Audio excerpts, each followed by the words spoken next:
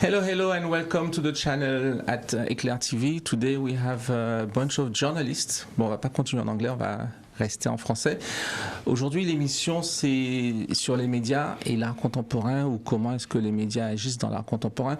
Ce qu'on essaye de faire, c'est d'essayer de comprendre comment est-ce que tout ça se passe. C'est-à-dire, comment est-ce que ces articles arrivent, comment est-ce que éventuellement ils ont modelé le monde de l'art et notre compréhension du monde de l'art, des artistes, depuis ces 20, 10, 5... 2 dernières années, puisque les choses ont beaucoup changé très très vite avec le numérique, etc., mais pas seulement. Et donc nous avons sur le plateau et hors du plateau pas mal de personnes. On a ici sur ma gauche Jacques Dancal de Nouvelle Semaine. Ça va? Bonsoir, oui, ça va, très bien, je suis content d'être là. Est-ce qu'on te présente ou... Ah, je peux, oui, rédacteur en chef de Nouvelle Semaine, l'hebdomadaire, voilà. Et là, ça va? Oui, ça va, on suit comme on peut, on n'est pas spécialisé, mais on suit l'actualité. Cécilia Larnay avec un nouveau média qui s'appelle Caribe Info. Oui, Caribe Info avec un K qui a été créé en 2020, le 5 novembre 2020. L'idée c'était de proposer justement un nouveau support numérique aux Guadeloupéens, mais aussi aux gens de la Caraïbe et aussi aux gens de la diaspora. Parce que la particularité de Caribe Info, c'est qu'on s'intéresse à toute l'actualité de la Caraïbe, pas seulement des Antilles françaises et de la Guyane, mais aussi de la Caraïbe en politique, toute l'actualité générale. Né en plein Covid? En plein Covid, oui, parce que ça nous a laissé le temps de réfléchir à ce qu'il fallait proposer de plus, pas simplement, voilà, mais permettre aux produits de trouver sa juste place. Et je pense qu'ouvrir les portes et les fenêtres sur ce qui se passe, notamment à côté de chez nous dans la Caraïbe, c'est pas inintéressant. Est-ce que le fait de naître en plein Covid pour un journal numérique, est-ce que c'est un avantage, puisqu'au bout du compte, ça a été la grande poussée du numérique à ce moment-là? Alors, compte tenu de mon expérience passée, on savait... Je dis on parce qu'on a été 2 à le faire avec André-Jean Vidal, qu'il fallait effectivement prendre cette orientation-là. C'est ce qui a beaucoup manqué et qui a tardé à venir là où j'étais, donc à France Antilles avant, donc on s'est dit qu'on allait commencer par ça. Vous le saviez déjà, mais le confinement... Oui. Tout le monde le savait, vu les difficultés qu'il y a eu, oui, tout le monde savait qu'effectivement ce virage du numérique, il avait fallu le prendre à un moment et on l'a un petit peu raté, donc voilà. Voilà, donc c'est tombé pile pour vous en fait. Nous en tout cas on se dit si on fait quelque chose on va commencer par ça. Et juste pour dire, comme c'est vous qui l'avez mentionné, effectivement vous étiez à France Antilles. Voilà, avant, pendant 20 ans, France Antilles est donc responsable de TV Mag qui est devenu le Mag après. Voilà, donc en fait vous êtes un nouveau média mais pas de nouvelle journaliste, non. Pas une nouvelle journaliste. non, plutôt vieille maintenant dans le métier. Voilà. Donc voilà. On a Yuka qui est plus récent. Je t'appelle Yuka, je sais pas, parce que en fait j'ai toujours été associé à la marque de tes vêtements, de tes t-shirts, qui est devenue en fait, j'ai le sentiment qu'il y a Yuka Wear d'un côté, c'est-à-dire les vêtements, et il y a Yuka, une sorte de... Bon, on ne sait pas ce que c'est, tu peux nous dire? En fait, Yuka, c'est à la fois une marque, effectivement, au départ, un collectif d'artistes, donc United Caribbean Artists, et une association aussi, United Caribbean Artivists, dont l'objectif est d'apporter l'art dans le quotidien. Donc ça, c'est vraiment un peu le créneau qu'on s'est fixé, avec la marque d'abord, donc en proposant aux artistes caribéens de réadapter leurs œuvres pour les mettre sur des vêtements, des tableaux de bain, donc c'est des serviettes qui reprennent les œuvres des artistes. L'idée c'est de faire de la plage une galerie d'art, mais également avec un travail de partenariat avec différents médias, donc notamment France Antilles avec qui on a une rubrique hebdomadaire depuis 4 ans, sur laquelle en fait on présente des portraits d'artistes, toujours un peu sous le même schéma de différentes questions. Je pense qu'on en parlera un petit peu après, mais également des émissions de télé. Là on a mis en place une émission tous les mois, donc avec un concurrent qu'on va pas citer, mais qui s'appelle Artipop, et donc c'est du divertissement culturel.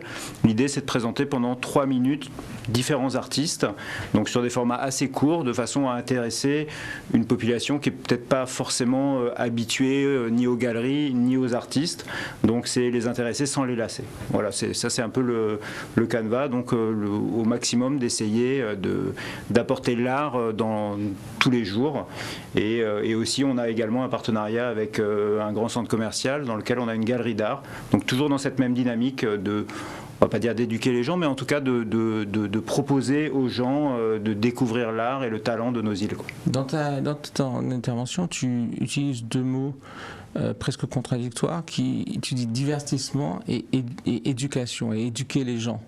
le premier n'est pas un peu en contradiction avec le deuxième? Alors non, je crois pas. Je crois justement que si on... Alors, je pense qu'éducation, en l'occurrence, était mal choisi, puisque l'art n'a pas vraiment besoin on n'a pas besoin d'être éduqué à l'art, mais juste de le découvrir, puisque, enfin, pour moi... Donc s'il faut choisir, c'est plus éduquer ou divertir?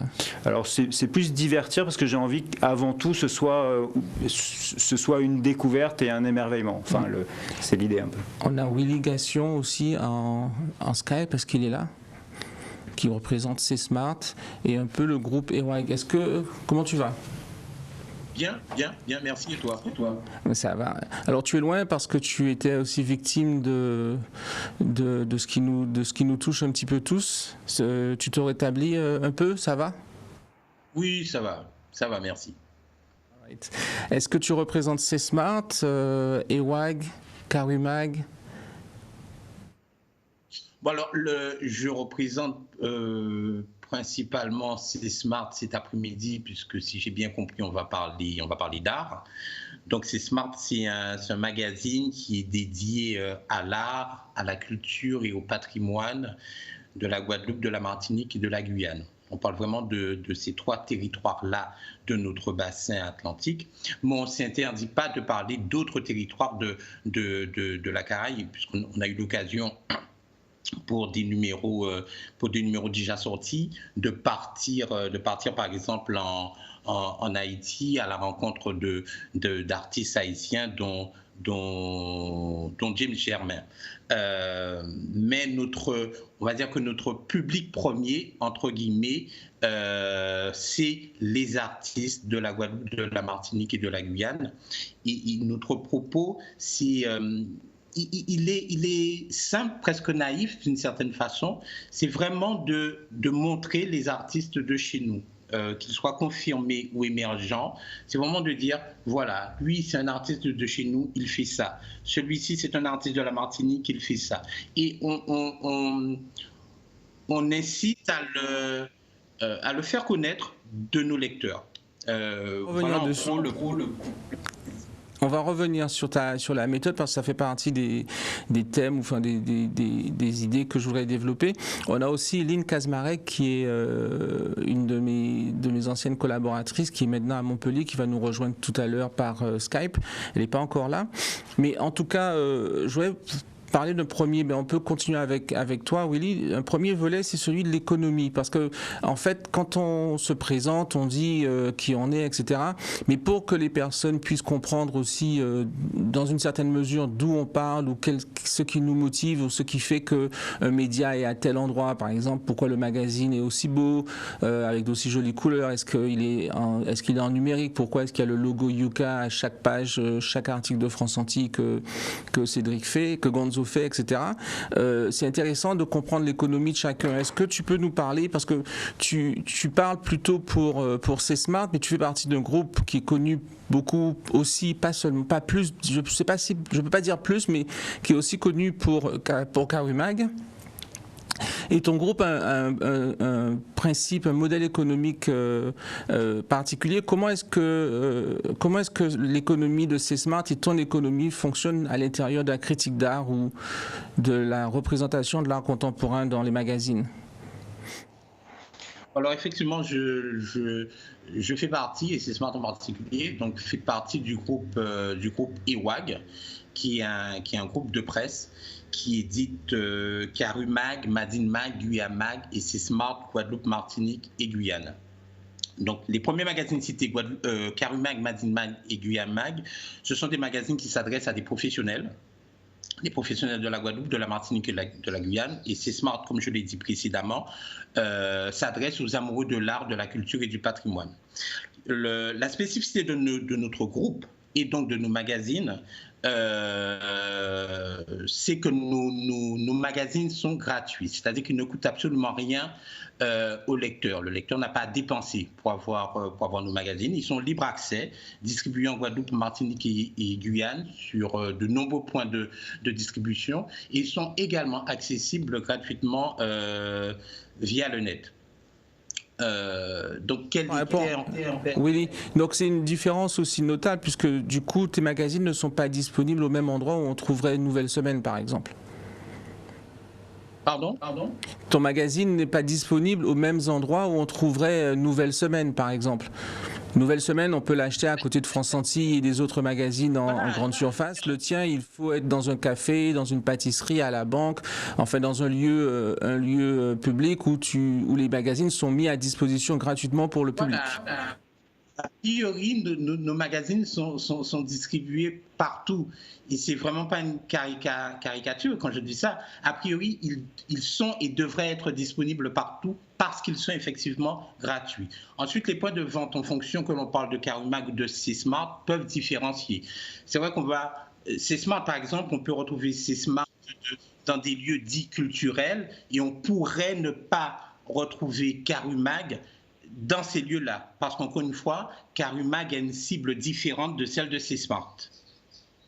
Quelle est l'économie de tout ça et ton économie à toi? Je veux dire, comment est-ce que tu gagnes ta vie à l'intérieur de la critique d'art ou du journalisme d'art?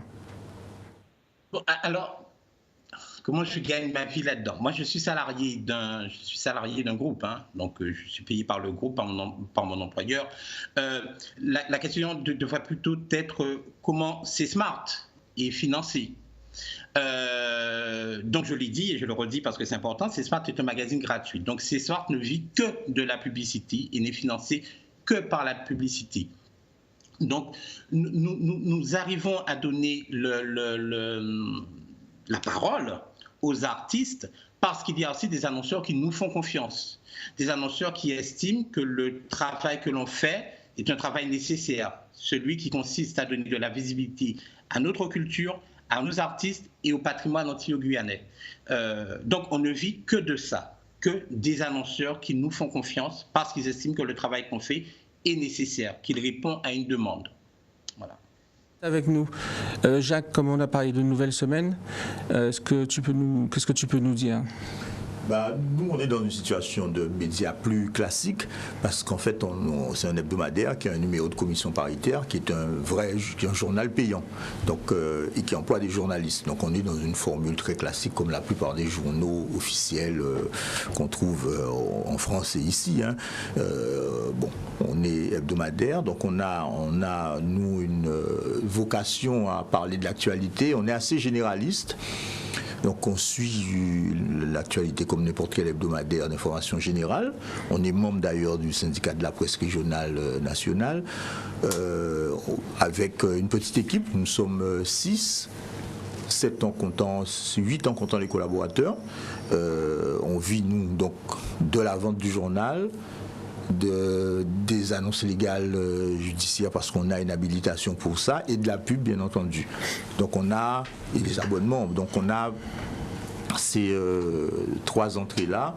Donc on est dans une situation à peu près traditionnelle. Alors on sait que le marché est petit. Donc là maintenant on a 11 ans quand même d'existence sur le marché, qui est ce qu'il est. Hein. C'est un très petit lectorat, donc l'équilibre économique n'est pas facile à trouver, mais on l'a trouvé. Je peux dire qu'on vit à peu près normalement. Alors je rappelle souvent, on l'oublie, hein, ma consoeur, enfin mes consoeurs et ma consoeur et mon confrère peuvent en témoigner, tout comme Marie aussi. C'est-à-dire que les médias ici sont à 90% privés. À part Guadeloupe Première, qui est une structure qui vit de fonds publics, tous les autres sont des médias privés. C'est important de le rappeler parce que nous sommes des entreprises comme les autres. Nous payons des salariés, nous payons des impôts, nous payons des taxes. On bénéficie évidemment des aides publiques comme toutes les entreprises qu'on fait une demande de subvention. Les annonces légales, nous sommes des collecteurs de taxes pour l'État. Mais bien entendu, nous avons les mêmes contraintes que n'importe quelle entreprise en Guadeloupe. Donc, les contraintes économiques sont les mêmes. D'ailleurs, on doit gagner de l'argent avant tout. Donc, il faut que l'information que nous, on donne, il faut qu'elle intéresse le public. Et forcément, on aura l'occasion d'en parler tout à l'heure, lorsqu'on aborde le dossier de l'art, par exemple, il est évident que nous ne pouvons pas parler d'art. Pour en parler, il faut aussi avoir un objectif comme celui-là. Ça peut être d'informer, ça peut être de divertir, ça peut être aussi de mettre en avant des personnes qui ont une notoriété et qui nous font vendre. Parce que l'objectif est quand même d'avoir un support que le lecteur a envie d'acheter, envie d'avoir. Je crois que c'est ça.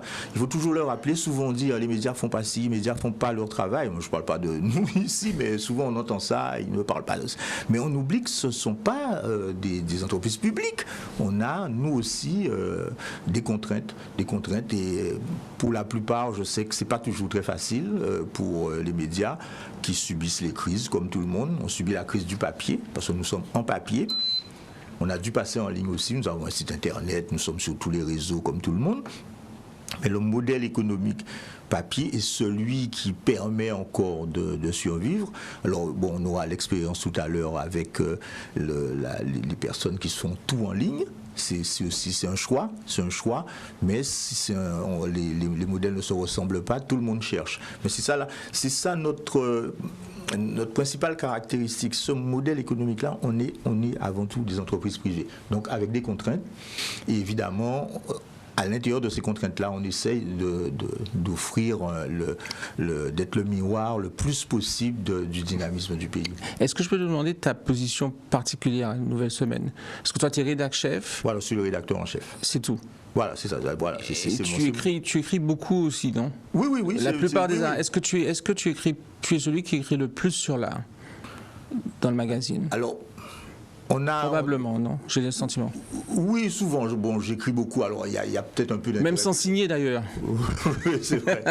Il y a peut-être un peu d'intérêt personnel aussi, parce que quelque part aussi, il faut dire que dans tous les médias, je crois que fondamentalement, les journalistes aiment l'art. C'est très rare de trouver un journaliste qui n'aime pas ça. Hein. Bon, mais même si c'est difficile à faire, parce que c'est pas notre métier, c'est un métier difficile, hein, parler d'art. Hein, je tiens à le dire. On est avant tout journaliste. Nous ne sommes pas des critiques d'art.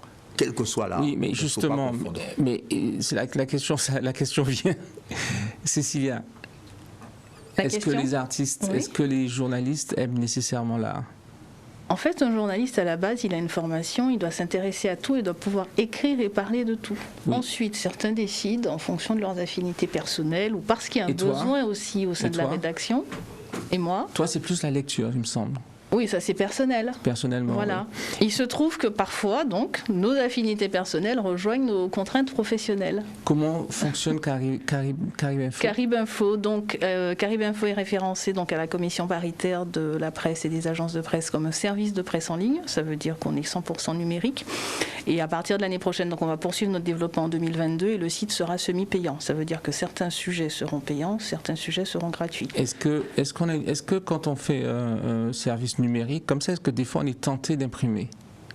Est-ce que parfois il y a une tentation? La tentation, elle est réelle, elle existe. D'ailleurs, on a lancé l'hebdo Antilles-Guyane et qu'on va devoir remettre en chantier en 2022, avec aussi de toutes les façons une version numérique. Aujourd'hui, on n'y échappera pas. Donc parce que nous, c'est la contrainte sociale qui nous a... on ne pourra pas prendre de risques en 2022. S'il y a un problème, il faut que de toutes les façons, les gens aient accès à leur information. C'est ça. Voilà. Et donc, du coup, ton modèle économique, c'est un modèle économique un peu privé? Avec des annonceurs, forcément, de toutes les façons, même sur le site semi-payant, l'information de manière générale, elle ne peut pas être gratuite parce que de toutes les façons, quelqu'un à un moment a dû s'asseoir, rédiger un article ou même en radio a dû s'installer et produire un son. Donc ces données, c'est diffusé gratuitement aux gens, aux lecteurs, aux internautes, mais une information, elle a un coût d'une manière ou d'une autre que le journal absorbe. Mais voilà, donc il faut forcément qu'il y ait certaines informations qui soient payantes. Mais aujourd'hui, Carib Info n'appartient pas à un grand groupe, par exemple, non, pas du tout. Petit groupe, c'est un service de presse totalement indépendant. Peut-être que demain on deviendra un grand groupe, mais pour l'instant, voilà. Est-ce qu'on peut dire ce que tu... Oui, tout à fait. Donc je reste journaliste et je suis aussi directrice générale puisque je suis cofondatrice avec André-Jean Vidal, qui lui est le quelque PDG. Part, c'est ton média, c'est ton bébé. C'est pas mon bébé, c'est notre média et qu'on espère offrir, aux gens, à tous les internautes qui voudront. Mais c'est notre média. Cédric, ton Gonzo. Cédric Yuka. C'est marrant parce qu'en fait ta personnalité est aussi complexe que ta position en fait dans l'art, je trouve, puisque tu n'appartiens pas vraiment à un grand groupe, mais en même temps tu écris et tu es le plus présent sur France Antilles, ou est-ce que c'est une impression?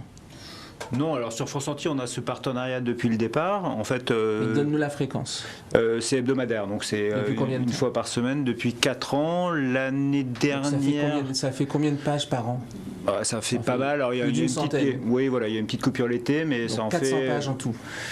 Alors, à peu près. On est à combien de semaines? On est à 52 semaines, non 52 52 semaines, donc on va dire il y a 40, 40 articles à peu près par an. Donc 4 x 4, 8. Voilà, en plus c'est vraiment super puisqu'on... 80 pages. Ouais, 4 x 4, 16. oui, 160 avec les pages. interruptions, exactement. On doit être à... Donc voilà, une centaine de pages. Oui, plus d'une centaine Plus d'une d'articles, centaine de portraits d'artistes. Pas donc d'articles, de pages, puisque tu as toute la page. Oui, c'est en général c'est la 4e de couverture En le plus. lundi. Oui. Et donc ça c'est vraiment super. C'était un vrai engagement Mais de la c'est part de bien pour France-Antilles de présenter. Pour le lecteur. Ouais. Pour les gens qui écrivent aussi, ça s'est fait. Pour les gens qui aiment C'est une belle l'art. page, hein. Pour les gens qui aiment l'art, Voilà, ouais, c'est ça l'objectif. Voilà, l'objectif c'était vraiment de pouvoir présenter toute forme d'art. Moi là-dessus je suis pas critique d'art, donc bon, je crois que ça ferait partie de tes questions après, mais c'est vraiment sous une Mais forme d'interview. Avant l'économie. C'est-à-dire que du coup, toi d'un côté, tu as France Antilles qui a sa propre économie. Ouais. Toi, tu as un partenariat en fait avec eux. Exactement. Moi, mon modèle économique, il est assez simple. Hein. Je vis en fait de la marque de vêtements, donc qui travaille avec des artistes sur un projet collaboratif. Donc les artistes ont un pourcentage du chiffre d'affaires, de la production, et ce qui me fait vivre moi à titre personnel, c'est la marque. Après, à côté, Donc, si tu veux, t'es pas du tout. Oui, mais à donc, côté du coup, toutes tu n'es les pas activités. du tout payé pour ton activité. Non, c'est vraiment un partenariat. Moi, l'idée, c'est juste que mon logo apparaisse. Mais quand tu dis juste, c'est pas. Non, tu c'est dis pas juste- du tout. C'est tu pas du dis tout juste anodin. comme si c'est une Non, petite alors, affaire qu'en fait. c'est pas ça. C'est qu'au départ, c'était très important, mais un peu comme les partenariats qu'on a fait nous ensemble avec la Poule Art Fair. C'est-à-dire qu'au départ, j'avais besoin effectivement de faire connaître la marque et de m'implanter, on va dire, dans l'univers artistique. Après, aujourd'hui, je suis pas pleinement convaincu que ça me fasse vendre beaucoup plus de t-shirts ou pas. Toutes les activités médias sont annexes. Je crois que c'est un peu la passion, enfin moi à mon niveau, qui a pris le pas là-dessus. C'est vrai que j'adore. Je me suis pris un peu de passion pour l'art. J'adore rencontrer des artistes, présenter ce qu'ils font. C'est un peu l'émission, c'est pareil. Donc aujourd'hui, la marque finance notamment les émissions de télé. Voilà. Sur France Et donc, Antilles, c'est un l'émission de télé- partenariat, mais c'est voilà le temps qui est passé en tout cas est pas comptabilisé. Donc je sépare vraiment la partie économique donc qui est financée par la marque et la partie média qui est plus qui j'espère il y a forcément un retour quelque part. L'énergie qu'on envoie elle revient toujours, mais c'est vrai que c'est aussi beaucoup une question de passion, de rencontre. Oui. Voilà. C'est à la limite entre les deux, mais dans une certaine mesure, enfin, juste pour continuer sur l'économie, du coup, sur l'émission, sur France Antilles, tu as une page par semaine qui est financée par Yuka, au bout du compte, et sur Psychanalyse, sur Canalis, tu as une émission par mois, c'est ça? Exactement, c'est De un combien de mensuel temps qui dure 1 heure. C'est le vendredi 19h-20h. Et pareil, donc dans cette émission, tu es le seul annonceur, alors du coup. Alors, Yuka est l'annonceur principal. Oui, alors on a travaillé avec des partenaires privés. J'essaie régulièrement de trouver des partenaires privés qui financent l'émission.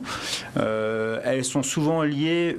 On a la chance d'avoir ce partenariat également avec un centre commercial dans lequel on a une galerie d'art. Donc c'est souvent lié à l'actualité de la galerie. Donc c'est des expositions collectives. Et ta propre galerie à toi. Voilà, exactement. Donc c'est des expositions collectives. Est-ce que c'est pas un modèle économique qui donne peut-être le sentiment d'être un peu incestueux, quoi? Alors, objectivement, je crois pas tant que ça, parce que Tu comprends ce que je veux dire? Oui, tu veux dire alors, comme Jacques l'a dit, ou Cécilia, il y a forcément, on fait jamais les choses complètement gratuitement, entre guillemets. C'est-à-dire qu'il y a forcément un modèle économique à mettre en place. Là, en l'occurrence, sur cette émission, jusqu'ici, effectivement, toutes les précédentes émissions correspondaient à l'exposition du moment, qui sont des expositions très ouvertes. Hein. C'est des expositions collectives, souvent sur des thèmes. Donc, on a fait combat, on a fait d'art et de papier, on a fait art sacré et spiritualité. Donc, c'est ouvert à tous les artistes qui le souhaitent, dans la limite des places bien sûr, mais en général il y a une vingtaine d'artistes. L'idée c'est de les présenter brièvement, du coup comme il y a du monde en 1 heure, c'est 2-3 minutes par artiste où ils présentent leur travail, leur façon de travailler, éventuellement des petits films. C'est assez court, assez ludique. Voilà, l'objectif c'est vraiment de les mettre en avant. Et de la même manière sur les portraits de France Antilles, il n'y a pas de je veux dire, il n'y a pas de sélection véritablement. La seule sélection, c'est il faut vivre de son art, ou en tout cas être un artiste engagé dans son art. Après, moi, je ne juge pas, c'est pas forcément des gens dont j'aime le travail ou pas. Si certains ont le sentiment de ne pas avoir été, par exemple, sélectionnés, entre guillemets, c'est juste, il faut qu'ils m'appellent, tout simplement. Je ne fais pas là-dessus de critères. Donc, ce n'est pas forcément des gens qui travaillent avec moi, qu'on travaille avec moi ou pas, ça n'a pas d'incidence tellement pour passer à la fois dans les émissions ou dans les portraits. Les commentaires. Non, mais je trouve que c'est une très belle initiative. Hein. Parce qu'en fait, comme le disait tout à l'heure, c'est-à-dire qu'on est quand même dans des médias où on est censé parler de tout ce qui peut intéresser le lecteur. Donc quand quelque chose est important, qu'on aime ou qu'on n'aime pas, on en parle. Même si on peut avoir des intérêts personnels, mais ce qu'il faut remarquer, c'est qu'on parle de plus en plus d'art dans les médias parce qu'il y a de plus en plus d'événements, tout simplement. En fait, on est le reflet de ce que vous faites et pas le contraire. Voilà, il y a un grand dynamisme depuis 2009. Non, avant. Ouais. Il y a un grand dynamisme. Moi, je crois qu'un média ne peut pas ne pas parler d'art, quel qu'il soit en ce moment, parce que art visuel d'ailleurs, il faut préciser, parce qu'avant, la musique, ça n'a jamais posé de problème, parce qu'on considérait que c'était normal, c'est culturel, tout le monde écoute la musique. Les arts visuels, c'est, depuis quelques années, ça s'est imposé. La Poule Art Fair d'ailleurs, oui, tout à fait. On va quand même rendre un peu hommage, puisque c'est vrai que la Poule Art Fair, présent, on hésitait, mais je veux dire, c'est une réalité. La Poule Art Fair a quand même largement contribué à donner cette visibilité. Même nous, on a commencé à ce moment-là, mais c'est vrai qu'il y a un tel dynamisme en ce moment qu'on ne peut pas ne pas en parler. Et puis un autre aspect aussi qui a beaucoup changé, c'est que des groupes de carnaval, par exemple, on prend ces groupes-là, se sont aussi emparés de l'art. On a vu qu'il y a des gens qui font des sculptures, ils font des choses. Il y a eu des manifestations, il y a de l'art monumental, il y a tout l'aspect aussi street art. Donc il y a un tel dynamisme, c'est difficile de ne pas en parler. Puis je crois aussi que quelque chose a changé parce que les artistes sont aussi sortis de leurs ateliers, parce qu'il n'y avait pas de galerie, il n'y a pas grand-chose. Il faut reconnaître qu'avant, la Poule Art, il y avait 2 ou 3 galeries. On a connu celle de Mme Casanova, on a connu quelques galeries. Qui est ma mère. Oui, tout à fait. Donc, full disclosure, comme on dit. oui. Donc il n'y a pas, on a maintenant que c'est sorti, donc on en parle et je crois que la population elle-même, notre lectorat l'exprime, ils sont contents de voir des choses qu'ils peuvent rencontrer ailleurs. Et des manifestations publiques comme celle-là, c'est vrai, dans le centre commercial, mais dans les rues aussi, on voit des choses qui se font. La Poule Art Fair a aussi contribué à ça, le carnaval et même dans des pièces de théâtre, des gens n'hésitent pas à introduire. J'ai vu, par exemple, Antoine Nabajot a eu l'occasion de faire des manifestations avec Kamojaka, des tableaux en live. Donc il y a je pense qu'il y a maintenant un petit peu d'inclusion, les choses se mélangent, donc les gens ne voient plus de l'art visuel comme quelque chose d'éloigné ou de confiné dans des ateliers. On a connu ces artistes qui faisaient quelques expositions, mais qui étaient des gens engagés, on ne comprenait pas toujours ce qu'ils faisaient. Je crois qu'il y a à la fois de la liberté, de la visibilité et une actualité qu'on ne peut plus contourner. D'ailleurs, même nous, ça nous est arrivé de faire des couvertures avec des artistes, parce qu'ils correspondaient vraiment au moment. Voir notamment la couverture de... Avec Astrid Billy, oui. C'est très intéressant. À la fois politique et oui, tout artistique. à fait. Elle conviendrait bien en ce moment, d'ailleurs. Et est-ce qu'on peut retourner sur Willy? Parce qu'il avait commencé. Est-ce qu'il est encore avec nous? Il est plus là? Ah, et non, on n'a plus Willy, mais on a Lynn avec nous de Montpellier. Est-ce que Lynn est là? On devrait la voir, elle arrive tout à l'heure, on continue. Donc, du coup, sur la méthode, parce que, comment est-ce qu'on va continuer sur toi, si tu veux, et puis on ne va pas trop t'embêter non plus, mais parce qu'il y a 2 choses quand même qui sont intéressantes, c'est-à-dire qu'au bout du compte, tu dis que tu n'es pas critique d'art, tu n'es pas vraiment journaliste, mais en réalité, tu es le seul ici à ne parler que d'art dans ta relation avec les médias.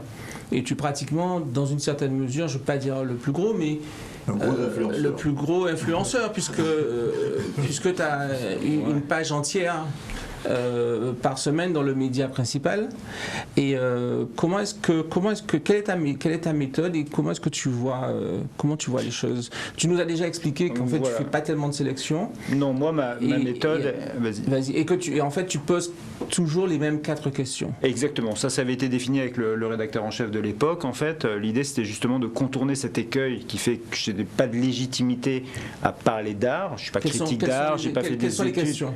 Voilà, les questions c'est présentez-vous à nos lecteurs, quelles sont vos techniques de travail, vos sources d'inspiration, qu'est-ce que c'est d'être un artiste caribéen et commentez l'œuvre que vous avez choisie.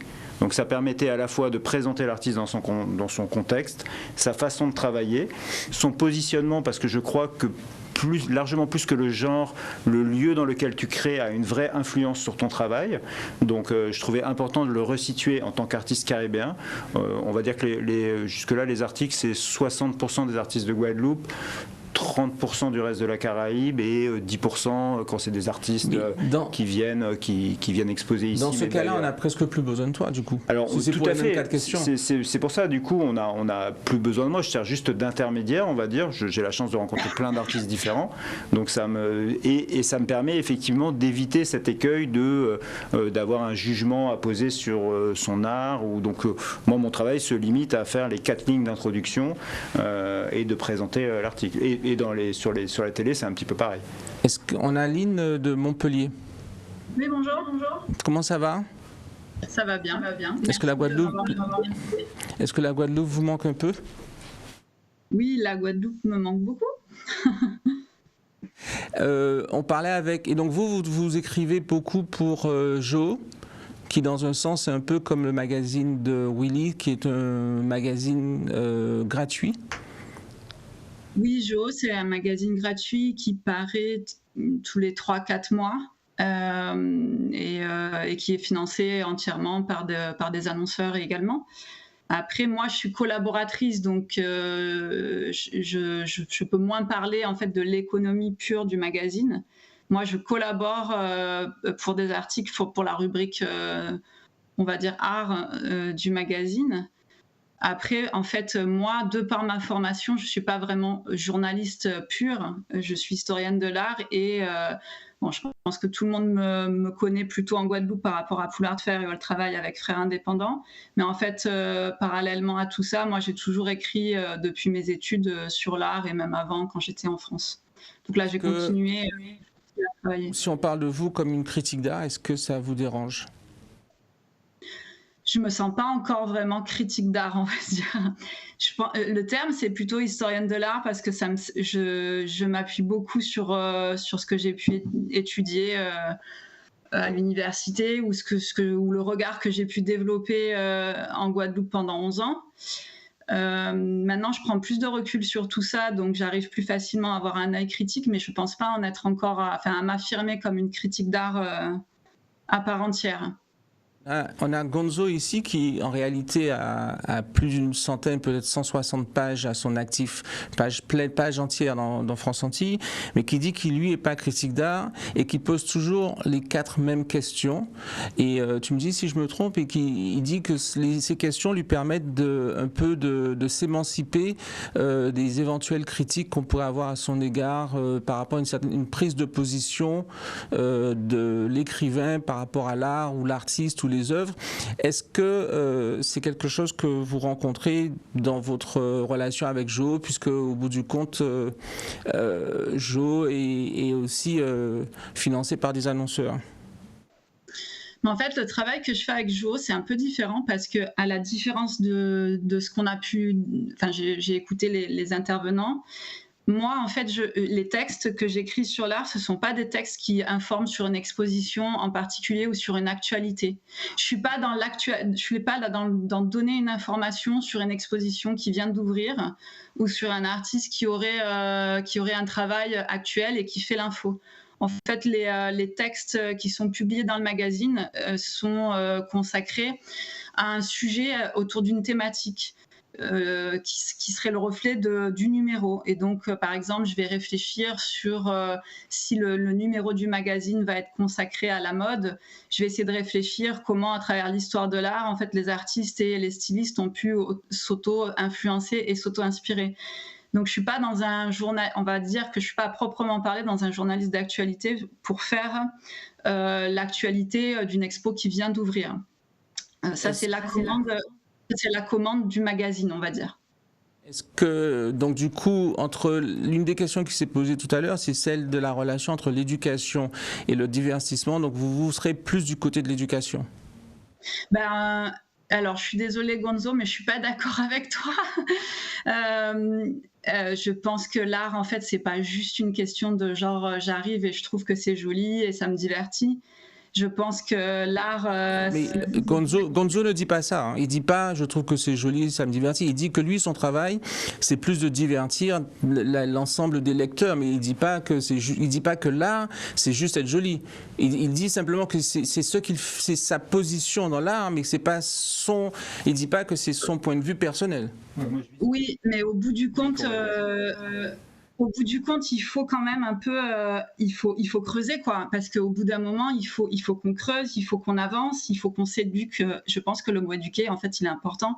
Même moi, en fait, au début, dans mes études d'histoire de l'art, j'avais pas du tout le même regard que maintenant. C'est à force de voir des expos, de voir des œuvres en vrai, de lire des articles, de réfléchir à tout ça, que mon œil il a changé et ma manière de percevoir les tableaux aussi. Et non, je pense que c'est... Enfin, je suis désolée, mais moi, je pense que l'éducation à l'art, elle est importante, mais c'est pas péjoratif, le mot éducation, parce que l'éducation, ça se fait même adulte, en fait. C'est à force de voir, à force de regarder les tableaux, de voir la facture de l'artiste en réel, qu'on peut se dire, tiens, là, c'est intéressant, ou là, c'est raté, parce que ça arrive. Est-ce que vous êtes arrivé à écrire pour Jo? Alors, j'ai pas très bien entendu le début de la question. Comment vous en êtes arrivé à écrire pour Jo Magazine? Ça s'est fait avec une collaboration en fait par le biais de Poulard de Fer, avec les rencontres et les partenaires. Jo, c'est un magazine, la rédactrice en chef c'est Sabine Wibo. Ça aurait été intéressant aussi qu'elle puisse nous donner un mot et donc c'est vrai qu'on avait discuté. Elle travaillait sur un numéro sur l'art et le mouvement et elle avait besoin d'informations et bon, moi, c'était quelque chose qui était assez naturel et je lui ai donné des pistes et elle me dit « Ah, mais tiens, est-ce que tu pourrais pas écrire du coup le texte sur l'art et le mouvement ?» Donc, j'ai fait un premier texte, et ça lui a plu et du coup, on a continué comme ça à collaborer ponctuellement. Est-ce que c'est pas peut-être plus facile pour Jo, vu son modèle économique, de faire appel à des articles ou à des personnes comme vous qui peuvent du coup avoir une certaine liberté d'éducation, de regard ou d'expression, vu que le magazine n'est pas tellement tributaire des sujets qui sont abordés, par exemple dans l'art ou que ça soit aussi que ça fasse partie de l'actualité, disons. Oui, peut-être. Non seulement le modèle économique, mais aussi le positionnement de ce magazine qui apparaît tous les 3 mois. C'est différent de Nouvelle Semaine, par exemple, qui doit maintenir l'attention de ses lecteurs chaque semaine. Alors oui, peut-être. Après, c'était aussi... Alors, encore une fois, je suis collaboratrice pour des textes, donc il faudrait vraiment poser la question à la rédactrice en chef. Mais il y avait quand même aussi, moi, dans ce que j'ai compris, une volonté d'avoir du contenu justement un peu différent aussi et peut-être pas forcément juste être dans l'actualité d'une expo, mais d'avoir d'autres types de contenus et peut-être qu'ils ont une plus grande liberté pour arriver à cette démarche. Il faudrait plutôt, ce serait plutôt la rédactrice en chef qui serait la mieux placée pour aborder ce point. Cécilia. Moi, ce que je pense qu'effectivement, quand on parle d'éducation, de pédagogie, il faudrait, surtout en Guadeloupe, donc on va revenir là où on est situé, ce qu'il faut, c'est qu'effectivement, monsieur tout le monde puisse avoir accès à l'art, puisse visiter des expositions aussi souvent qu'il en a envie. Parce que nous, en tant que médias, on n'est que le reflet de ce qui se passe. On ne va pas inventer des sujets juste parce que ça nous fait plaisir. Et même si on le fait, si monsieur X, madame Y n'a pas le loisir d'aller découvrir une exposition tranquillement à son rythme et comme il en a envie, eh bien, je veux dire, il y a toujours quelque chose qui ne va pas fonctionner. Ça ne nous aidera pas. Est-ce qu'on peut parler de ta méthode? Je veux dire, comment est-ce que tu choisis les artistes dont tu vas parler? Bon, je suppose que ça fait. C'est toujours lié à l'actualité, oui. Mais est-ce qu'il y a autre chose? Comment est-ce que les questions arrivent? Est-ce que tu as un système comme peut-être celui de Gonzo ou similaire? Ou est-ce que tu cherches quelque chose? Est-ce que tu connais ton audience et tu travailles aussi dans ce sens-là? Alors, c'est toujours lié à l'actualité et mon principe, c'est de toujours se mettre à la place du lecteur. Celui qui ne sait pas, il ne l'a pas vu, il n'était pas là, qu'est-ce qu'il doit savoir pour au moins se dire, tiens, je vais aller jeter un coup d'œil. Ensuite, ce qui est fondamental, surtout en art, c'est toujours mettre une photo, parce qu'au moins comme ça, si le texte n'a pas été lu jusqu'au bout, peut-être qu'il aura un petit déclic en se disant, tiens, je veux en savoir plus ou je veux en voir plus, mais au moins mettre une illustration, parce que sinon, ça ne sert à rien. Hein. Je veux dire, voilà. Ensuite, les questions. Si c'est un artiste que j'ai déjà rencontré plusieurs fois, forcément, on va pas revenir et raconter sa vie à chaque fois. On va surtout insister sur ce que cette nouvelle exposition a de particulier par rapport à la précédente ou par rapport à lui et son évolution. Jacques, est-ce que tout le monde naturellement veut que l'art soit le mieux connu, qu'il y ait le maximum de personnes? Nous, par exemple, moi, en tant qu'artiste, naturellement, je veux être connu de par le monde. Pour Pool Art Fair, je veux qu'il y ait le maximum de gens qui viennent à Pool Art Fair, mais au bout d'un moment, il y a une sorte d'évolution. On peut pas faire pas pour dire que c'est tout le temps la même chose, mais on peut pas faire tout le temps les mêmes articles. Est-ce que quelque part il y a un accompagnement qui pourrait se faire, enfin une sorte d'évolution à la fois du média et des artistes et du public qui permettrait à une critique d'art d'émerger, disons, puisque ici on est parmi vous êtes les médias les plus vus et donc l'influence et l'impact sur le territoire est important, mais il faut que comme on dit, quand la marée monte, tous les bateaux doivent monter. Oui, moi je crois que sous cette partie-là, moi je suis d'accord avec ce que disait ma consoeur. On est là aussi pour intéresser les gens, on est là pour faire découvrir, on est là pour sensibiliser, quelque chose nous paraît bien, on est là pour le faire partager. Là où on échoue, c'est si on n'a pas réussi à faire aimer. Par exemple, l'autre jour, on a fait un article sur Thierry Lima, par exemple, on a présenté son œuvre. L'objectif, pour moi, c'était pas d'être un critique d'art, mais c'est de pousser les gens à y aller, lui dire mais vraiment ce qu'il fait est bien, c'est intéressant, mais je crois que quelque part ce qu'on fait est vertueux de toute façon parce que les artistes nous le rendent bien. Ça m'est arrivé d'appeler un artiste, lui dire tiens mais j'aurais bien illustré un article avec un de tes tableaux. C'est arrivé d'ailleurs pour la photo lors de la Pool Art Fair je n'ai pas retenu son nom avec les masques, mais l'idée c'est ça, c'est-à-dire que je trouve que les artistes nous le rendent bien, qu'on travaille avec eux en général.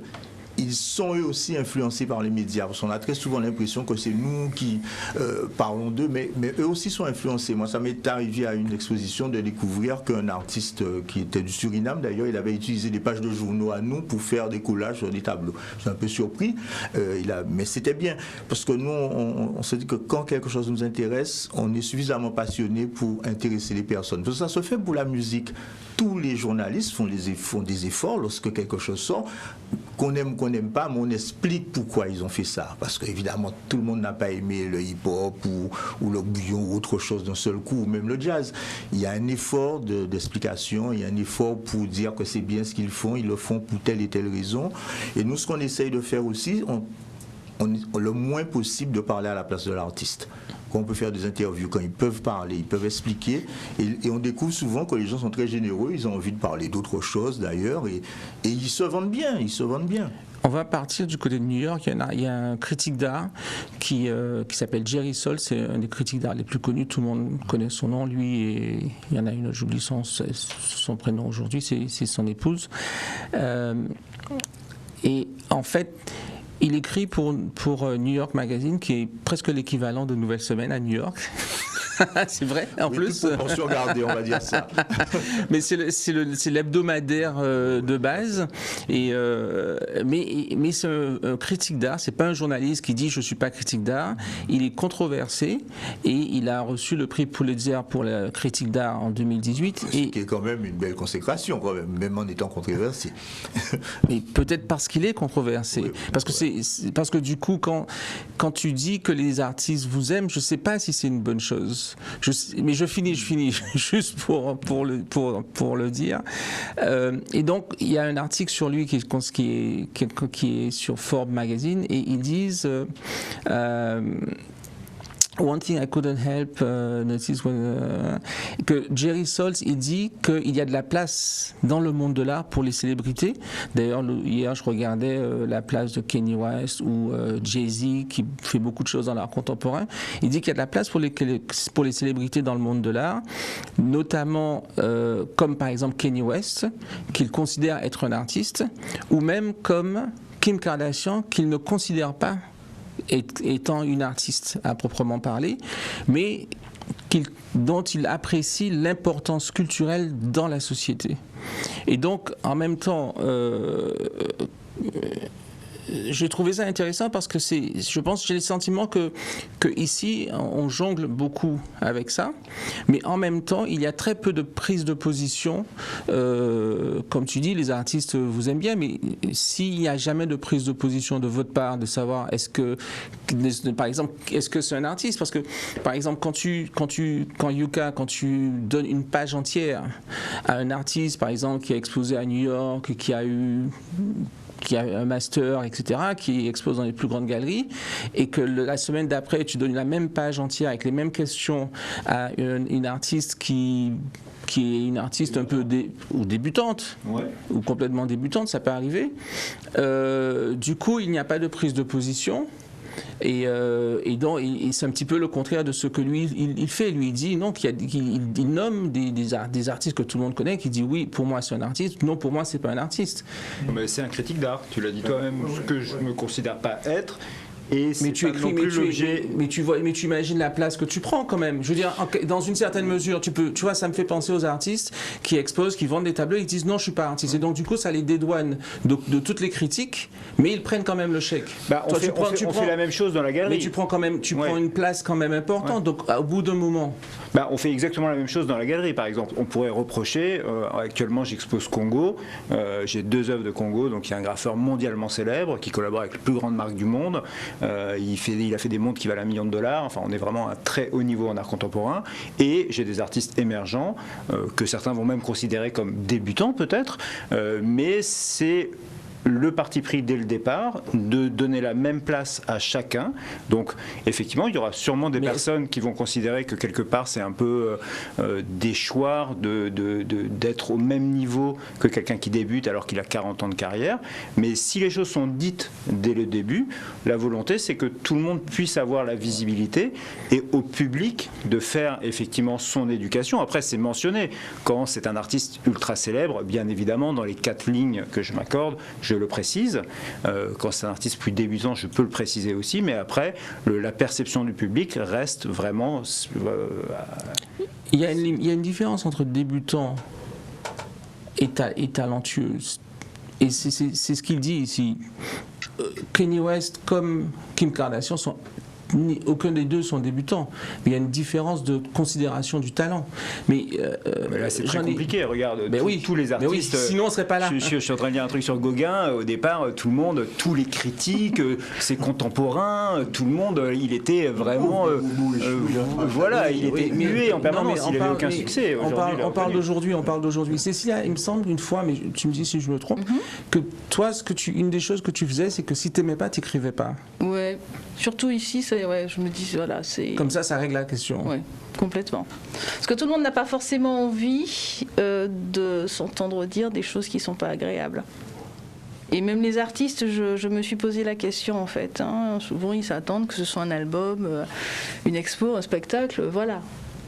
Mais ça a changé ces derniers temps. Il y a quand même des artistes qui demandent parce que pour aller à l'extérieur, ailleurs, on veut savoir ce que la presse de chez vous disent de votre travail. Pas ils reprennent votre dossier de presse. C'est le jugement qu'on en a porté. Est-ce qu'on a toujours Lynn ou Willy? On aimerait savoir peu ce qu'ils disent. Mario. Est-ce qu'on a Lynn? Lynn. Je suis là, je l'entends.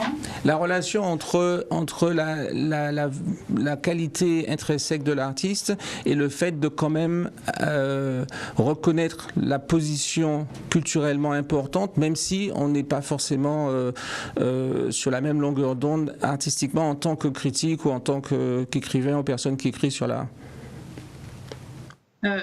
Oui, il faut prendre des positions. Enfin, je sais pas. Même précédemment, vous aviez reçu les critiques d'art en Guadeloupe.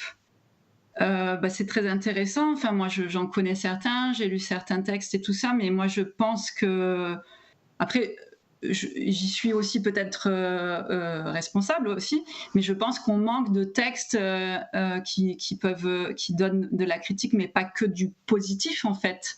Je pense qu'en fait, on peut grandir aussi si on a un avis contraire, parce qu'il y a des choses qui sont bien faites, des choses qui sont bonnes, mais quand c'est mal fait, est-ce qu'on a le droit d'en parler dans les médias ? Je pense que oui, en fait, parce que si vous prenez le cinéma, il y a des chroniques à la télé ou dans les journaux où il y a un journaliste, pas forcément que critique de cinéma, qui va dire oui, ce film est bon, ou non, c'était pas bon, il faut pas y aller. Si vous écoutez la radio, il y a des critiques littéraires. À la télé aussi, il y a des chroniqueurs qui vont parler d'un livre ou d'une pièce de théâtre qu'ils ont aimé ou pas aimé et qui donnent des arguments. Moi-même, en fait, peut-être que dans les expositions sur lesquelles j'ai pu travailler sur le passé, peut-être même Poulard de Fer, ça aurait pu être intéressant d'avoir des articles qui donnent un autre ressenti. Je ne sais pas si on m'entend toujours. Oui, on vous entend, merci. Est-ce que, Jacques, dans le contexte actuel, est-ce que la critique négative peut faire le même travail que dans un contexte international ou dans un contexte parisien, par exemple? Ce que je veux dire, c'est qu'on est tellement en train de se faire nous-mêmes. Est-ce qu'on a encore besoin qu'un article ou une page de presse vienne détruire le travail d'un artiste qui essaye de faire quelque chose? Et est-ce que ça n'aurait pas un impact plus dévastateur général que dans une grande ville où, en fait, au bout du compte, la grandeur de la ville et l'émulsion qui s'y passe permet d'avoir ce genre de choses? Alors, d'abord, je crois que quand on est journaliste, je parle sous le contrôle de mes confrères, on n'est pas l'objectif, c'est quand même de faire aimer des choses. On n'est pas fondamentalement négatif. Mais comment excuse-moi, mais en même temps, le goût se construit. Ce que tu aimes manger quand tu as 5 ans ou quand tu as 18 ans maintenant, c'est pas la même chose parce que ton goût se construit. Mais si on te donne toujours des pâtes, tu peux pas. Oui, non, mais l'idée, c'est de faire découvrir avant tout, de faire découvrir. En général, on fait découvrir ce que nous comprenons nous. Parce que comme Sia le rappelait tout à l'heure, on n'est pas des critiques d'art. C'est que quand on voit des choses, on les fait découvrir parce qu'on les trouve belles, parce qu'on trouve c'est intéressant ou parce que la personne occupe de la place. On peut par exemple ne pas... Je suis sûr que la peinture de Rovillas n'a pas été comprise tout de suite par tout le monde, par exemple, dans des parties qui étaient abstraites ou peut-être un peu plus complexes. Mais le personnage existait, avait un discours, on pouvait en parler. Moi, je crois que quelque part, il y a ce côté faire découvrir et éduquer autant que faire se peut. On est en plus dans un tout petit territoire, il n'y a pas tant de marché que ça, tant d'expositions que ça. Et par rapport à d'autres pays où le marché est organisé. Parce que je crois que d'ailleurs, tu as eu l'occasion de nous le dire plusieurs fois, la question des galeries, le simple fait qu'il n'y ait pas de marché organisé. Parce qu'un critique d'art, il existe aussi parce qu'il fait émerger des gens et parce que derrière, il va faire découvrir, il va faire vendre. Quand il n'y a pas de marché mature, ça ne présente pas beaucoup d'intérêt, ni de casser, ni parfois même d'encenser, parce qu'il n'y a pas de marché. Je crois que dans un grand pays, c'est très différent parce qu'il y a beaucoup d'argent en jeu. Il y a une vente et je crois maintenant le fait qu'il y ait des artistes qui vont à l'extérieur, notamment on l'a vu, même des graffeurs qui vont à l'extérieur, qui sont vendus à l'extérieur, c'est intéressant, ça permet effectivement de motiver en fait un peu plus d'engagement dans la critique. Mais, est-ce que justement on pourrait, puisque tout le monde ici s'accorde à dire que à coller à votre rôle en réalité logique de journaliste, de faire comprendre, de donner l'information, de faire apprécier, mais est-ce que peut-être qu'il n'y aurait pas une place à faire pour une discussion peut-être plus critique à l'intérieur de ça, peut-être en faisant appel à quelqu'un d'autre ou d'autres personnes. Certainement, et moi je suis presque persuadé... Sans que le reste ne disparaisse. Voilà, tout à fait, mais moi je suis presque persuadé que ce travail-là de critique d'art, il peut être partagé. Moi, il y aurait par exemple une ou deux personnalités qui feraient ce travail-là de critique, qui nous guideraient en réalité. Pour nous aussi, on a besoin de comprendre ce qui se fait pour pouvoir le faire partager. Très souvent, il y a des choses qui se font. Donc s'il y en a, c'est qu'ils ne vous ont pas contacté du coup? Pas forcément, oui, il y a ça, parce qu'ils n'ont pas forcément envie de nous contacter, peut-être qu'ils travaillent ailleurs, mais je pense que ce serait nécessaire, et peut-être pas par média, mais on pourrait très bien avoir des référents, parce qu'il y en a dans d'autres domaines de l'art, où il y a des personnes qui sont référentes, on va les voir, on va les appeler, comme moi ça arrive, qu'on appelle d'ailleurs, on appelle Cécilie, on appelle du monde. Moi je pense que quelque part, des fois on a besoin de comprendre. On peut appeler des personnes qui sont conservateurs, qui sont dans des galeries, on leur dit mais qu'est-ce que vous pensez de ça? Est-ce que on ne comprend pas trop bien ce qu'il fait? Moi je crois que ces personnes-là existent, ce sont des personnes ressources et qui peuvent tout à fait publier dans les journaux. Il n'y a pas que les journalistes qui écrivent dans les journaux. Nous, on a des gens qui font des contributions chez nous d'excellente qualité que nous n'aurions pas été capables de faire nous parce qu'on n'est pas économiste, on n'est pas scientifique, on n'est pas... Sous le vaccin, prenons l'exemple de la santé actuellement. Quand on a besoin de dire quelque chose, on demande à quelqu'un qui sait. Le journaliste ne va pas dire ouais ça c'est bon, ça c'est pas bon. Il y a des choses contradictoires, mais en réalité sur l'agriculture c'est vrai, dans plein de domaines c'est vrai, dans la musique aussi, on demande à la personne qui sait de s'exprimer. Je pense que c'est peut-être vers ça qu'il faut aller. Sur un petit territoire comme celui-là, il y a des personnalités qui savent et qui vont aussi nous donner du crédit et qui vont donner du crédit à l'artiste ailleurs. Et à l'ensemble je pense que ça c'est important. Alors peut-être qu'on n'a pas assez de personnes ressources comme ça. Je pense que toi aussi tu dois avoir le problème des temps pas critiques d'art quand tu choisis, mais c'est vrai, porter la responsabilité de dire que ça c'est bon, ça c'est pas bon, c'est aussi gênant et c'est pas notre boulot fondamentalement, sauf quand il s'agit de problèmes de droits, de problèmes humains, etc. Il y a des domaines dans lesquels on peut intervenir, mais il est clair que dans le domaine de l'art c'est plus compliqué. Ça reste quand même un métier ou au moins en tout cas une spécialité pour les personnes qui sont formées à comprendre comment l'artiste travaille. C'est déjà bien quand l'artiste dit lui-même comment il travaille, sauf qu'on est obligé de faire, on est obligé de lui demander. Oui. Puisque très souvent nous ne pourrions pas dire ah ouais là mais c'est du couteau, c'est ça, même si on le voit, mais enfin bon, on ne prend pas toujours le risque de le dire, on lui demande, il nous confirme. Alors juste pour comment on dit, for disclosure, je ne sais pas comment on dit, il y a des médias spécialisés aussi, on en a un avec nous, je ne sais pas si Willy est là, avec C-Smart, mais il y en a d'autres qu'on a contactés, Cariculture notamment, Caribé Art et Madine Art. Madine Art, j'ai contacté un peu plus tard, mais qui n'ont pas pu venir. J'espère qu'ils viendront la prochaine fois. Et du coup, est-ce que tu peux nous parler un petit peu plus de ta méthode? Tu avais commencé au début et puis on a été interrompu. Comment est-ce que tu choisis les artistes? Et aussi, pourquoi tu choisis d'écrire ou pas? Et est-ce que tu t'imagines pouvoir faire un article critique, c'est-à-dire dans le sens où tu puisses exprimer ton désamour pour soit une expo, soit pour un artiste ou une œuvre? Donc la réponse est non et définitivement non, ce qui concerne la dernière question. Je suis d'accord avec tout ce qui a été dit. Avec Cécilia et avec Jacques, nous sommes d'abord et avant tout des journalistes. Donc on est là pour relayer l'information.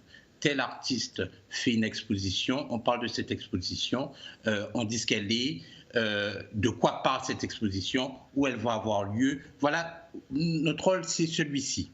Nous ne sommes pas critiques d'art. Je peux comprendre la nécessité de la critique d'art dans un magazine. Mais je crois qu'au préalable, qu'il faudrait peut-être définir dans un article ce qu'est un critique d'art, ce qu'est un commissaire d'exposition. Je crois que notre rôle, c'est aussi celui-ci, dans la pédagogie, présenter ceux qui font l'art, ceux qui permettent à l'art d'être, présenter les métiers de l'art. Je pense que dans un premier temps, qu'il faudrait qu'on écrive là-dessus. Voilà, c'est ce que je voulais dire au préalable. Ensuite, moi, comment je travaille, comment j'écris, je ne sais pas si on m'entend. Si on m'entend. Oh, d'accord. Donc, il y a plusieurs façons pour moi de travailler. C'est vrai qu'avant d'être journaliste, je suis aussi une personne privée avec des goûts. Il y a des choses que j'aime, des choses que j'aime moins. Ça n'a pas à transparaître dans mes écrits, mais ça existe. On doit aussi faire avec ça. Donc j'ai tendance naturellement à aller vers des gens dont j'aime l'art, dont j'aime l'activité, mais je ne me contente pas de cela. Ma curiosité aussi me pousse à aller vers des choses pour lesquelles j'ai moins d'appétence. C'est mon rôle. Nous sommes aussi sollicités beaucoup par les attachés de presse, par les gens qui entourent les artistes et qui nous disent voilà, mon artiste expose en ce moment, tel artiste sort un album, tel artiste sort un livre. Peu importe que j'aime ou pas cet artiste, peu importe que j'aime ou pas ce que fait cet artiste, mon rôle est de relayer. Donc je relaie. Donc voilà, c'est ainsi que je travaille. Il y a donc 2 canaux où moi je vais vers ce qui existe, vers l'existant, vers l'actualité de l'artiste, ou alors je réponds aux sollicitations des gens qui sont chargés de la promotion artistique d'un artiste. Voilà. Merci. Il nous reste plus beaucoup de temps. On a quelques questions. On va essayer d'y aller très très vite. J'ai un groupe d'artistes qui a envoyé 4 questions. Quelles sont les légitimités des personnes qui parlent ici? On en a déjà un peu parlé. La critique existe-t-elle dans leur domaine, c'est-à-dire dans vos domaines de journalisme? Car nous avons l'impression que tout est beau, tout est joli. Bon, c'est les artistes qui parlent. Il n'y a pas d'analyse ou d'échange critique. 3e question. Quelle différence font-ils entre art décoratif et art contemporain? Ça, on a un peu touché de ça. Dans chacun de leurs médias, ne devrait-il pas laisser la place à un critique d'art? On vient d'en parler. Ayez de répondre aux mails. Ah oui, ils disent que vous ne répondez pas toujours aux mails qu'on vous envoie. Est-ce que on a des commentaires ou on continue? Je sais pas, on a des noms parce que voilà, ça ira plus vite. Non, mais c'est intéressant que les artistes aient voulu rester anonymes. Moi, je me pose toujours cette question de savoir, au bout du compte, pourquoi est-ce qu'on a peur de parler? Parce que est-ce qu'il y a ça un peu? Oui, de toute façon, on l'a dit tout à l'heure, le pays est quand même petit. On n'a pas... L'activité, déjà, elle est récente. Ça fait pas tellement longtemps qu'on parle d'art visuel, en général, j'allais dire d'art visuel, peu importe la catégorie. Je mets la musique, les autres activités à part. Et donc, on commence. Les repères sont pas très très nombreux. On avait quelques noms, etc. Il n'y avait pas de place. Voilà. Et les critiques d'art, moi je comprends qu'il n'y en ait pas aussi, parce que il faut en vivre. Les critiques d'art, il faut en vivre. Donc c'est pareil. Eux, ils disent qu'ils sont là, mais qu'on leur donne pas de place. Oui, non, on ne peut pas faire parler tout le monde à tout moment, parce que je pense qu'il y a maintenant un peu plus de médias qu'avant. Il y a ça. Même en télévision, on voit quand même, on a quand même des confrères qui font des émissions, qui présentent des artistes, qui présentent l'art visuel. C'est vrai qu'il n'y a pas assez. Moi, je suis tout à fait d'accord avec eux. Il n'y a pas assez parce que de plus en plus, je pense que la culture doit occuper une place prédominante dans notre environnement, parce qu'il n'y a que ça qui peut favoriser ce qu'on appelle, entre guillemets, le mieux vivre ensemble, mais qui permet aussi de comprendre son environnement et d'avoir aussi de la vision, parce que nous, dans tout ce qu'on fait, je pense qu'on est assez d'accord là-dessus, sur ce qu'on voit les artistes faire, on sent au moins que eux, ils ont une vision, ils préfigurent des lendemains, ils ouvrent les pistes. Mais le critique d'art permet de mieux peut-être expliciter, de mieux le faire voir. On va continuer parce qu'il nous reste 0 secondes. Il y a Scarlett Jésus qui dit, encore une fois, pourquoi pas plus de place pour les critiques d'art dans les colonnes? Est-ce qu'on peut imaginer, par exemple, une fois par mois, que la page de Yuka soit laissée à un critique d'art, par exemple? C'est une question bête, mais... Oui, tout à fait. Tant que le logo reste, ça va? Ah oui. Et le journal sera brûlé le lundi. Voilà, après, mais j'imagine qu'à peu près tous les médias seraient ravis d'avoir des critiques intéressantes et du coup formées par des gens compétents à diffuser dans leurs médias. Je pense que c'est peut-être aussi aux critiques d'aller se positionner, d'aller rencontrer Jacques, Cécilia et de proposer. Et que leur légitimité soit établie, parce que c'est nous les responsables. En fait, tu dis oui et non, en fait. Moi, je dis oui et non. Après, moi, je t'ai donné un peu mon créneau. Mon créneau, c'est... non, mais moi, je t'ai posé une question, tu me dis oui, après tu me dis non. J'ai pas vocation à être critique d'art, ni à m'exprimer au nom non plus de France Antilles. J'ai un artiste de Martinique qui dit quelque chose d'un peu particulier. Il dit, pour quelle raison n'y a-t-il pas de couverture suivie sur le travail de recherche de certains artistes reconnus? Et il dit que ce manque laisse la porte trop de la porte ouverte aux amateurs. Est-ce que ça a un sens, Cécilia? Donc, qu'il faudrait par exemple régulièrement qu'on puisse parler d'un ou de plusieurs artistes, mais dans le sens de l'évolution de l'artiste, et que en tout cas, dans un média généraliste, c'est un luxe qu'on ne peut pas s'offrir en fait. Nous, ça sera toujours en fonction de son actualité. S'il a quelque chose tous les 6 mois, ça sera tous les 6 mois. Après, je vais être direct. Après, si il n'y a pas trop d'actualité chaude, et bien à ce moment-là, on va se dire tiens, appelez Thierry Hallette, lui demander ce qu'il fait. Voilà. Ça, c'est une réalité des réactions. Voilà, des rédactions, c'est ça. Je voulais juste rajouter une petite parenthèse à propos des critiques d'art. Lorsque quelque chose est publié dans un journal, qui est habilité, qui est en règle, on est co-responsable de ce qui est dit. C'est-à-dire que non seulement le critique d'art en question, on pourra toujours le critiquer, mais le procès, ce sera pour le journal. Oui. On fait le procès ou les droits de réponse, c'est-à-dire que c'est quand même l'activité du journaliste, c'est comme moi je vais de temps en temps quand même au tribunal. C'est une activité à risque. Donc bon. Tu vas quand même un peu. Oui, un petit peu quand même. Répondre à tes questions. C'est peut-être l'objet de magazines un peu plus spécialisés. Voilà, tout à fait. Magazine, Beaux-Arts Magazine, qui eux vont pouvoir aller dans le fond.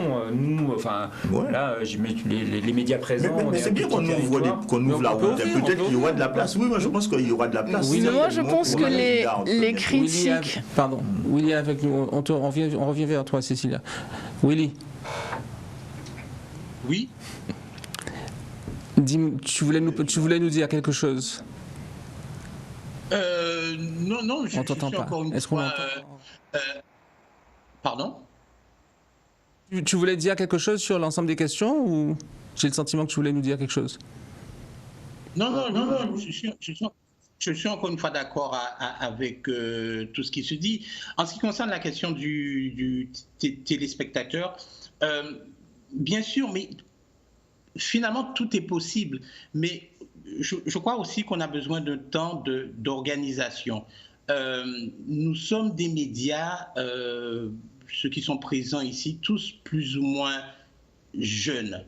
Le rapport à l'art dans nos colonnes est aussi assez récent. Et on a chacun besoin de prendre nos marques. Et nous, en tant que médias, et les artistes vis-à-vis de nous. Et c'est un travail qui est en progression, c'est work in progress. Et qui va se faire, et qui doit se faire sur le long terme. On ne peut pas tout faire tout de suite. Il faut nous laisser le temps de nous... Tu m'entends? Pardon. Oui, on doit finir, mais quelque part aussi, on va pas pouvoir attendre trop longtemps. Et les artistes ou même les jeunes ne vont pas attendre que vous décidiez, que vous arriviez et que vous y arriviez, quoi, quelque part. Moi, j'y pense, je le dis parce que ce que tu dis, c'est des choses qui reviennent souvent.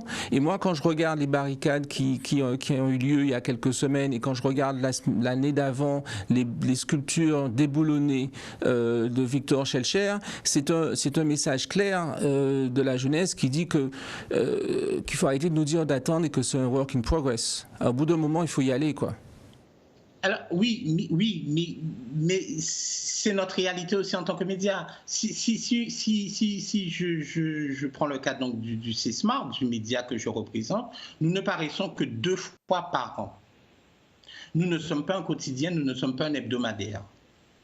Donc on doit aussi faire avec ça. Oui, mais d'autant plus ce que vous devez dire, l'importance de ce que vous devez dire, puisque vous le dites de façon très belle, puisque le magazine est magnifique, mais si vous ne le dites que 2 fois par an, il faut s'assurer que ce que vous dites ait un impact réel. Mais on va devoir revenir sur le sujet. Je vois que Cécilia voulait intervenir vite fait. Et après, j'ai une question spécialement pour toi des spectateurs.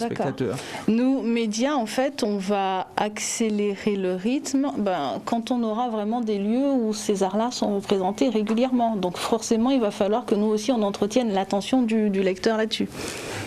Alors, la question pour toi, spécifiquement pour Cécilia, on a craint peut-être à tort que le net remplacerait le papier. Estimez-vous avoir pris le virage d'Internet alors que, sauf erreur, vous êtes absent sur Instagram, un des réseaux sociaux les plus populaires? C'est un choix de ne pas être sur Instagram. Je continue comme ça, tu mettras la question complète. Aurons-nous droit un jour à un ouvrage sur l'art guadeloupéen de A à Z si le marronnier qu'est le festival du Croca vous a inspiré un tel Donc en ouvrage? fait c'est un lecteur, donc c'est quelqu'un qui a dû lire l'ouvrage que j'ai écrit à la demande d'un éditeur, cher monsieur, donc c'était pas ma décision, il m'a sollicité, je l'ai fait. Donc c'est le Croca de A à Z. J'ai choisi parce que ça m'a agacé de voir qu'en fait une musique comme celle-là n'avait pas un ouvrage aussi basique que celui-là. Il y a beaucoup d'écrits sur le Croca. Est-ce qu'on peut imaginer la même chose pour l'art contemporain? Je vais vite parce qu'il faut qu'on finisse. Si un éditeur me le demande, je ferai. Ah, magnifique. Voilà. Quelqu'un veut le mot de la fin? Vas-y, on te le laisse. That's it for today. Thank you. I will see you next time. Bye bye. Merci.